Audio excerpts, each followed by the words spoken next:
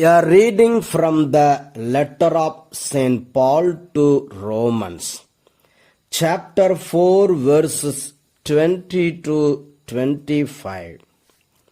No distrust made him waver concerning the promise of God, but he grew strong in his faith as he gave glory to God, being fully convinced that God was able to do what he had promised.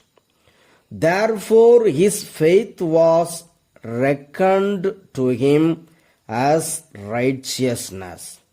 Now, the words, "it was reckoned to him," were written not for his sake alone, but for ours also. It will be reckoned to us who believe in him who raised Jesus our Lord from the dead, who was handed over to death for our trespasses and was raised for our justification. The word of the Lord. Thanks be to God. A reading from the Holy Gospel according to St. Luke chapter 12 verses 13 to 21.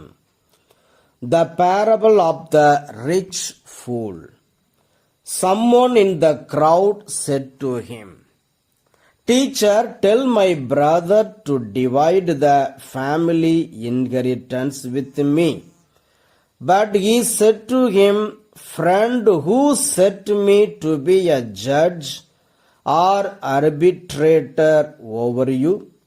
And he said to them, "Take care, be on your guard against all kinds of greed, for one's life does not consist in the abundance of possessions." Then he told them a parable. The land of a rich man produced abundantly, and he thought to himself, "What should I do, for I have no place to store my crops?" Then he said, "I will do this. I will pull down my barns and build larger ones, and there I will store all my grain and my goods.